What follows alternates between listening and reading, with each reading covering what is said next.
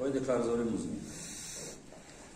قرضداری مزمنات چنانه که میدونید در ساحه بودجتی با سفارش پیشوا معظم ملت در عرفه سال نو در ساحه بودجتی حل گردید، ولی در ساحه غیر بودجتی قرضداری مزمنات داریم تا حاضر است.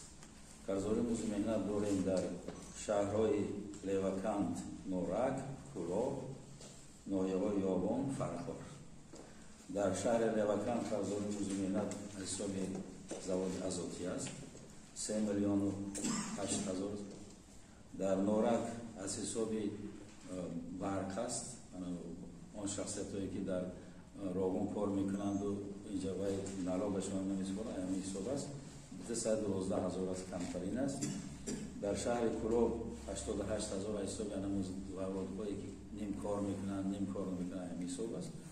در یابان از حساب تیم زواد کمیکال حساب وایو است 3,234,000 است.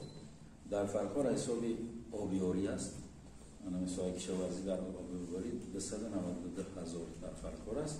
این چنین در ساحه کمونالی قرضداری داریم. در خراسان قرض چندین ساله ما را حاضر هم نمیتونم 16,000 ماده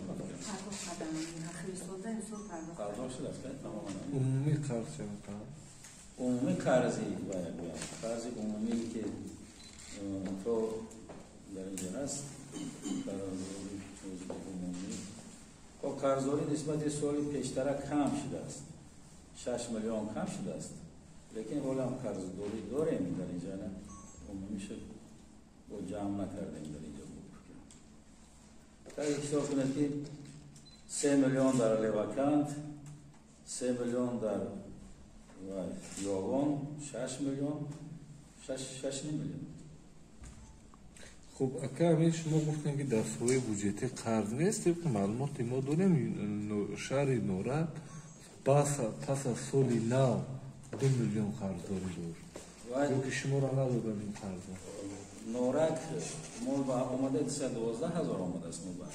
این یک دیم نورک یکم تشکیلاتش در ما اعضا نیست. نورک همه تشکیلاتش و کمیته جمهوری است، اعضای ما نیستند.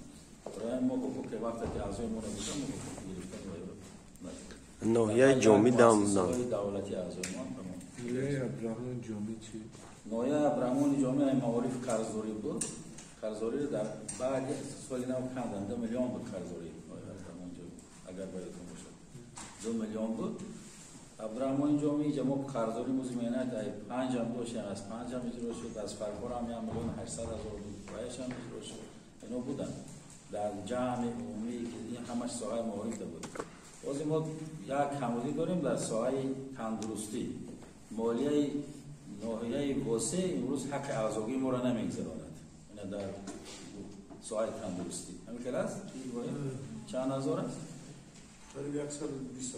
120,000 مورد مالیه واسه حق اعضایی ما نمیتید. یعنی قرضداری از برای ما حق اعضایی و ما معاش میگیریم. همین که در مسائل معارف هر چیزی رو نمیدیم. یعنی معارف هم واسه دست حق اعضایی ما نمیتید. پول مردم میتید، خیال میکنن که باید 100% اجرا کردن. اگر ما گیریم 1% حق اعضایی ما است، یعنی واسه 99% اجرا کرده است. یا فایزش نمیتید. ما اون دستم